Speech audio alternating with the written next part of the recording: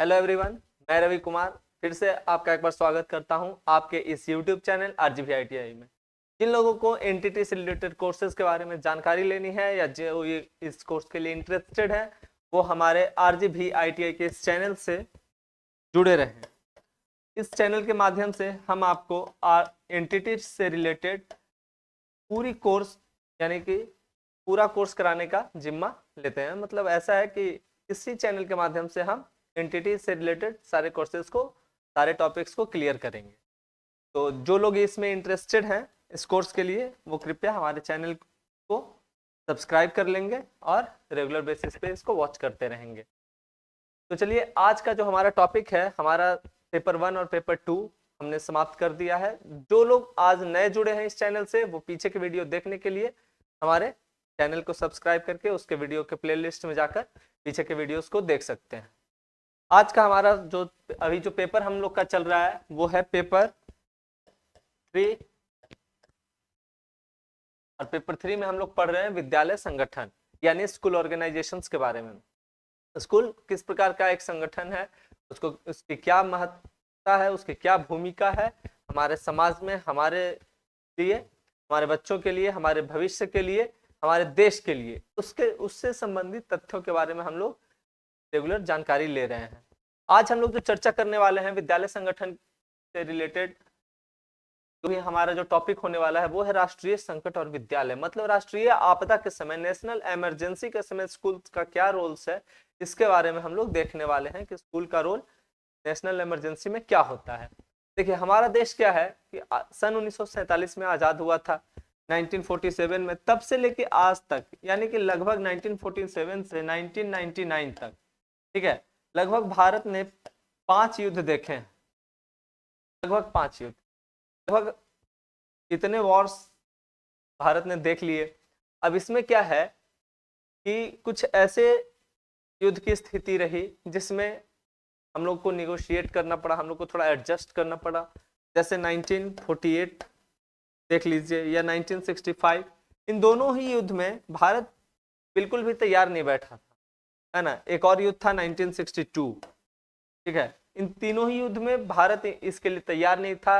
ये एकदम surprise attack था, जिसके कारण भारत को काफी नुकसान उठाना पड़ा, हमारे देश को काफी नुकसान उठाना पड़ा। ये युद्ध जो है ये चाइना के साथ हुआ था, ये पाकिस्तान, और ये इनडायरेक्टली है लेकिन बोल सकते हैं पाकिस्तान, ये शीत युद्ध जैसी स्थिति थी 1948 वाली, ठीक है। तो इसको उस श्रेणी में रखा नहीं जाता, लेकिन हाँ, ये लगभग युद्ध जैसी स्थिति ही थी। और 1965 ये तो पाकिस्तान के साथ ओपन वॉर था। और इसमें क्या है कि ताशकंद ताशकंद समझौता के ताशकंद के इसमें ताशकंद समझौता हुआ था, जिसमें लाल बहादुर शास्त्री उस समय भारत के प्रधानमंत्री हुआ करते थे। तो ये ताशकंद समझौता के लिए वो वहां गए थे ताशकंद में युद्ध विराम के बाद। तो जो भी पैक्ट वहां ताशकंद पैक्ट होना था, उसी दौरान उनकी वहां ताशकंद में ही मृत्यु हो जाती है। और इस बात को अभी तक बिल्कुल क्लियरली नहीं कह सकते कि वहां उनकी मृत्यु किस कारण से हुई थी। अभी तक ये जो है मृत्यु का कारण अभी तक विवाद का ये कारण बना हुआ है, अभी तक मतलब कह सकते हो वो विवादास्पद ही है। और फिर 1962 चाइना का वॉर, इसमें क्या है कि इसमें इंडिया अपना तिब्बत का पठार वाला बहुत बड़ा इलाका ये चाइना के कब्जे में अभी तक है। तो ये सब स्थिति, इसके बाद 1971 में इंदिरा गांधी थी और इसमें बांग्लादेश को आजाद करवाया गया। ये भारत का स्ट्रेटेजिकली वॉर था। इस युद्ध का भारत का अपना कोई विशेष ये था नहीं कि हाँ 1971 का जो वॉर में भारत जो इन्वॉल्व हुआ था, इंडिया इन्वॉल्व हुई, इंदिरा गांधी का जो डिसीजन था कि हाँ हम वॉर के लिए जा रहे हैं, तो उसमें भारत का अपना कुछ विशेष उसमें ये था नहीं। बस ये डिसाइडेड था कि हमें पूर्वी पाकिस्तान को, ईस्ट पाकिस्तान को बिल्कुल आज़ाद करवा देना, और वही हुआ भी। और उसके बाद एक नए देश का नाम दे दिया गया, गठन हुआ, वो था बांग्लादेश। फिर है 1999, ये भी पाकिस्तान के साथ वॉर हुआ और ये कारगिल वॉर के नाम से जाना जाता है। और इसमें क्या है कि भारत ने पाकिस्तान को पूरी तरीके से तोड़।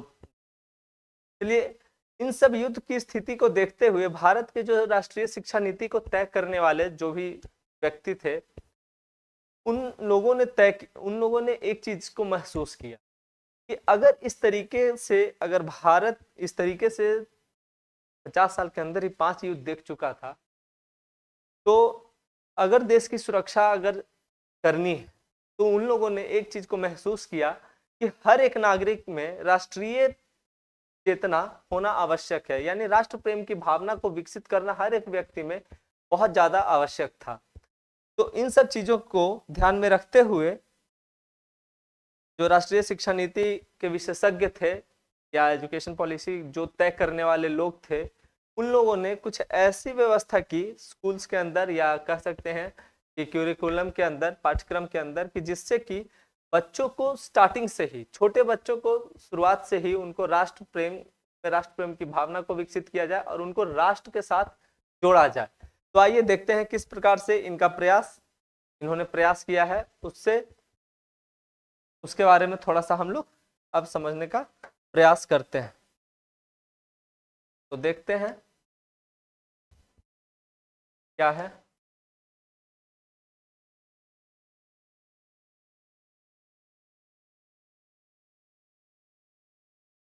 ठीक है, तो देखते हैं हम लोग कि स्कूल में किस प्रकार से ऐड किया गया कि बच्चों को, ताकि उनको भी क्या है कि देश के लिए किसी अगर ऐसे सिचुएशन अगर क्रिएट हो जाए जिसमें कि राष्ट्रीय संकट, राष्ट्रीय आपदा आ जाए, तो उनको किस प्रकार से बच्चों को स्टार्टिंग से स्कूल से उनको किस तरीके से प्रिपेयर कराया जा सकता है। तो देखिए, युद्ध के समय विद्यालय के क्या कर्तव्य होते हैं। ठीक है, अभी देखिए, अभी जैसा कि स्कूल में ही आप लोग देख रहे होंगे, बहुत से ऐसे आप लोगों ने भी ऐसा कुछ किया होगा कि स्कूल के दौरान एनसीसी या स्काउट गाइड टाइप कुछ ट्रेनिंग दी जाती है। खास करके एनसीसी हमारे देश में ज्यादा प्रचलित है, एनसीसी की ट्रेनिंग स्कूल के दौरान ही दिया जाता है। तो उसमें उस ट्रेनिंग का कुछ खास उद्देश्य नहीं, बस उसका यही अर्थ होता है कि आप उस ट्रेनिंग के माध्यम से, एनसीसी के माध्यम से आप अपने देश के बारे में आप सही ढंग से जान सके, और क्या है कि उनमें जो भी बच्चे इंटरेस्टेड हैं एनसीसी के लिए, उनमें विशेषकर राष्ट्र प्रेम की भावना को विकसित किया जा सके, ताकि वो अगर भविष्य में अगर कुछ ऐसी सिचुएशन आती है, इमरजेंसी की सिचुएशन, तो वो देश के काम आ सके। ठीक है, देश की सुरक्षा के काम आ सके। तो देखिए, अभी क्या है, अभी हम लोग पढ़ने वाले हैं युद्ध के समय विद्यालय के कर्तव्य। मतलब अगर वॉर का सिचुएशन हो तो उस समय स्कूल का क्या रोल हो जाता है। ठीक है, duties of A school in the time of national emergency. National emergency के समय विद्यालय का क्या ड्यूटीज है उसके बारे में देखते हैं। तो सबसे पहला इसमें क्या है कि सांप्रदायिकता को समाप्त करना। ठीक है, यानी कम्युनलिज्म को बोलते हैं, कम्युनलिज्म। विद्यालय का कार्य होता है कि सांप्रदायिकता, मतलब कम्युनल टाइप नहीं रहना है ना, सभी को संगठित रूप से, सभी को एकता के बंधन में बांधे रखना, ये काम किसका होता है, विद्यालय का होता है। यानी सांप्रदायिकता का भावना उस समय समाप्त करके देश में राष्ट्रीय एकता की भावना को विकसित करने का कार्य जो होता है वो विद्यालय का होता है। ऐसे भी विद्यालय में अक्सर सिखाया जाता है, वहां विद्यालय के अंदर कोई जात पात या कोई ऐसे धर्म की बात नहीं की जाती है, हर किसी को समान दृष्टि से देख के और उनमें एक ही भावना का विकास किया जाता है। ठीक है, सेकंड क्या है कि पाठ्य पुस्तकों के पाठ्यक्रम की जांच करना। समय समय पर विद्यालय के द्वारा क्या है कि पाठ्य पुस्तकों के पाठ्यक्रम की जांच की जाती है कि आखिर हम जो पाठ्य पुस्तक जो पढ़ा रहे हैं, जो हम पाठ्यक्रम में जो शामिल कर रहे हैं, जिन पुस्तकों को, पाठ्य पुस्तकों को, क्या वो हमें, हमारा जो उद्देश्य है राष्ट्र प्रेम को लेकर, राष्ट्रीय भावना को लेकर, क्या उस पर वो खरा उतर रहा है या नहीं उतर रहा है। और खास करके इमरजेंसी के सिचुएशन में तो और खास कर इन पाठ्य पुस्तकों के ऊपर निगरानी रखी जाती है, ताकि ऐसे पुस्तकों का ही प्रचलन उस समय कराया जा सके जिससे कि जो हमारे यूथ हैं, जो हमारे विद्यालय में पढ़ने वाले बच्चे हैं, उनमें उस समय जोश खरोश भरा जा सके और उनको राष्ट्र के प्रति ज्यादा से ज्यादा जागृत किया जा सके। तीसरा है राष्ट्रीय एकता की भावना विकसित करना। देखिए, बच्चों में क्या है कि ऐसे क्या होता है कि बहुत से बातों को लेकर आपस में मतभेद रहता है। तो क्या होता है कि ऐसे सिचुएशंस में विद्यालय का कार्य होता है कि आप बच्चों को राष्ट्र से जुड़े और देशभक्ति से जुड़े उनको कहानियां सुनाएं, कविताएं सुनाएं, उनमें थोड़ा सा जोश भर दें। कहने का मतलब है कि उनको थोड़ा सा प्रोत्साहित करें, ताकि उनमें इस तरीके की भावना विकसित हो कि वो राष्ट्रीय एकता के लिए प्रतिबद्ध हो जाए, है ना। इस प्रकार से उनमें राष्ट्रीय एकता की भावना को विकसित किया जा सकता है संगीत के माध्यम से, कुछ ऐसे कविताओं के माध्यम से, कहानियों के माध्यम से, ठीक है। चौथा है सैनिक प्रशिक्षण प्रदान करना, अर्थात कि अगर इमरजेंसी की सिचुएशन आ जाए, अगर कोई इमरजेंसी की सिचुएशन, इमरजेंसी का मतलब ऐसी स्थिति, युद्ध की स्थिति जिसमें कि अब मतलब कुछ होना नहीं है, बस अब युद्ध बिल्कुल अटल है, मतलब युद्ध ही होना है, तो उस समय क्या है कि बैकअप के लिए चाहिए कि विद्यालय क्या करे कि अपने जो यूथ, जो स्टूडेंट्स है, तो उनको भी क्या है सैन्य प्रशिक्षण दे, ताकि कुछ ना वो बॉर्डर पे ना जाए, लेकिन कम से कम क्या है कि अपने आसपास, अपने परिवार के, अपने समाज की रक्षा के लिए उनको ट्रेंड कर दिया जाए, ताकि अगर ऐसी स्थिति आए तो वो अपनी रक्षा स्वयं कर सके, अपने आसपास में, समाज में रहने वाले लोगों की रक्षा वो समय रहते कर सके, ठीक है। लास्ट है इसमें पांचवा जो पॉइंट है, राष्ट्रीय चेतना के लिए आंदोलन चलाना। और क्या है, समाज में जितने भी लोग हैं जो आसपास के समाज में रह रहे हैं, विद्यालय के आसपास के समाज, या विद्यालय खुद ही एक समाज है,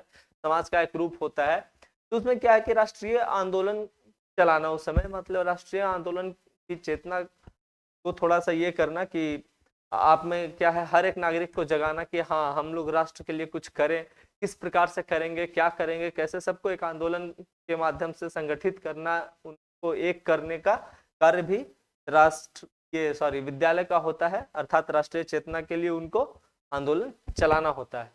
अब देखिए इसके बाद क्या है, ये राष्ट्रीय आंदोलन में विद्यालय का कर्तव्य जो है आपदा के समय, उसमें इतना ही था। ये बहुत छोटा टॉपिक है, इसलिए इसमें थोड़ा सा दो और पॉइंट को हमने जोड़ दिया है। उसमें क्या है कि थोड़ा सा हम लोग देख लेंगे विद्यालय में और क्या हो सकता है। तो विद्यालय में एक व्यवस्था है, विद्यालय में एक और व्यवस्था है, क्या, विद्यालय फर्नीचर के बारे में, ठीक है। तो विद्यालय में किस प्रकार का फर्नीचर होना चाहिए बच्चों को बैठने के लिए, उनकी सुविधाओं को देखते हुए, उनके हाइट्स को देखते हुए, एज और क्लासेस को देखते हुए, थोड़ा अलग अलग टाइप्स के फर्नीचर्स की उसमें आवश्यकता होती है। ऐसा नहीं है कि क्लास 1 में बच्चे के लिए जो बेंच की व्यवस्था है या जो टेबल की व्यवस्था है, सेम ऐसी ही व्यवस्था क्या है कि क्लास 10 वाले के लिए भी हो, क्लास 8 वाले के लिए नहीं, हर किसी में क्या है कि अपना अलग अलग व्यवस्था उसमें होनी चाहिए। तो सबसे पहले क्या है, डेस्क के बारे में समझते हैं कि विद्यालय में जो फर्नीचर होता है वो किस तरीके का होना चाहिए और किस प्रकार का होना चाहिए। जो एक सरकार के द्वारा कह सकते हैं, या ये जो राष्ट्रीय शिक्षा नीति के विशेषज्ञ हैं उन लोगों के द्वारा एक पैमाना सेट किया गया है डेस्क को लेकर। तो डेस्क क्या होनी चाहिए, लंबी होनी चाहिए, पर इतनी लंबी नहीं कि मतलब आने जाने का रास्ता ना हो। डेस्क की लंबाई इतनी ही होनी चाहिए कि आने जाने का रास्ता बन सके, और उसकी चौड़ाई जो है मैक्सिमम, 12 इंच से ज्यादा नहीं, ठीक है। चौड़ाई जो है मैक्सिमम वो 12 इंच से ज्यादा नहीं होना चाहिए। स्टूडेंट अगर बैठे तो उसके दोनों साइड मतलब लगभग 18 इंच, यानी लगभग 18 इंच, लगभग उसको 3 फीट की जगह एक बच्चे के लिए वहां पे मिलनी चाहिए, कम से कम, 3 फीट नहीं, मतलब 18 इंच मतलब 1.5 फीट, यानी कि 1.5, कम से कम इतना स्पेस उनको मिलना चाहिए, ताकि वो पर्याप्त स्थान के साथ बैठ सके और सही से अपन पठन पाठन का कार्य वो कर सके, सही ढंग से स्टडी कर सके। और क्या है कि बेंच का शेप कुछ इस तरीके का हो कि ढलान होना चाहिए, जिस साइड स्टूडेंट बैठा हो तो उस साइड का थोड़ा ढलान होना चाहिए, और ढलान की जो स्थिति है वो लगभग 15 डिग्री का ढलान उनमें होना चाहिए, ताकि वो लिखने के लिए बिल्कुल सही एंगल हो। चलिए इसके बाद क्या है, मेज है। तो कई बार ऐसा होता है कि हर जगह डेस्क से काम नहीं चल पाता है ना। अब जैसे कि कोई बच्चा अगर प्रैक्टिकल का कुछ काम करने के लिए बैठा हुआ है, अगर उस समय अगर उसको डेस्क दे दिया जाए तो डेस्क पे ये कार्य करना थोड़ा कठिन हो जाता है। तो उस सिचुएशन में क्या है कि उस सिचुएशन में मेज और चेयर होना चाहिए, है ना, कुर्सी होनी चाहिए, मेज और कुर्सी होनी चाहिए। और ये अगर खास करके अगर ये सब चीजें अगर लकड़ी की हो तो ज्यादा उपयुक्त मानी जाती है स्वास्थ्य के दृष्टिकोण से भी, और थोड़ा ज्यादा कंफर्टेबल भी होता है। और इसके बाद क्या है, विद्यालय फर्नीचर में इतना ही। इसके बाद थोड़ा सा हम लोग देख लेते हैं विद्यालय के कार्यशाला के बारे में, कि विद्यालय में कार्यशाला अर्थात वर्कशॉप किस तरीके का होना चाहिए। तो विद्यालय की जो कार्यशाला है वो क्या है, दो तरीके का होता है। एक होता है कि लोहे की कार्यशाला और दूसरा है ये लकड़ी के कार्यशाला। दोनों ही कार्यशालाओं में अर्थात इनका कार्य होता है कि स्कूल के अंदर जो भी फर्नीचर्स हैं, विंडोज हैं, बेंच है, डेस्क है, चेयर है, टेबल है, जो भी है, उनको रिपेयर करना या उनको सही अनुपात में बनाए रखना, या क्या है कि उनकी स्थिति को पुनः स्थापित करना। अगर खराब हो गया है तो क्या है, उसको रिपेयर करके फिर से अवेलेबल करवाना, इनका कार्य होता है। और ये जो कार्यशाला होनी चाहिए वो क्या है, एक बड़े से हॉल में होनी चाहिए। कार्यशाला के लिए हॉल, एक बड़ा सा हॉल होना चाहिए, थोड़ा सा उसमें खिड़की वगैरह, मतलब हवा का पर्याप्त वेंटिलेशन के लिए पर्याप्त जगह होनी चाहिए। और तो वहाँ क्या है, लोहे का जहाँ कार्य होगा वहाँ आपको हथौड़ी है, हथौड़ी हो चाहिए, रिंच, और ये बहुत सा ऐसा प्रोडक्ट्स है जो वहाँ अवेलेबल होना चाहिए। इन सब चीज़ों में नहीं पड़ेंगे। तो सीधा सीधा हम लोग ये चीज़ समझ रहे हैं कि विद्यालय की कार्यशाला में दो तरीके की कार्यशाला होनी चाहिए, एक लोहे के लिए और एक लकड़ी के लिए, ठीक है। और इनका काम मुख्यतः यही होता है कि स्कूल के फर्नीचर्स को मेंटेन रखना। तो ये था आज का टॉपिक। खास करके इन टॉपिक से बेहतर, टॉपिक से ज़्यादा आपको जो कंसंट्रेट करने का जो था वो था आपका ये राष्ट्रीय आपदा, राष्ट्रीय संकट के समय, राष्ट्रीय संकट के समय विद्यालय का जो कर्तव्य है उस पर आपको ज़्यादा फोकस करना था। फर्नीचर तो ऐसे ही छोटा मोटा एक टॉपिक था जिसको हमने इसके साथ ही ले लिया। तो उम्मीद करते हैं कि राष्ट्रीय संकट के समय जो विद्यालय का रोल है उसके बारे में आप बेहतर तरीके से समझ पाए होंगे, और इसको आने वाले समय में आप अपने लाइफ में जरूर इसको इम्प्लीमेंट करेंगे। Thank you. लाइक, शेयर और सब्सक्राइब करना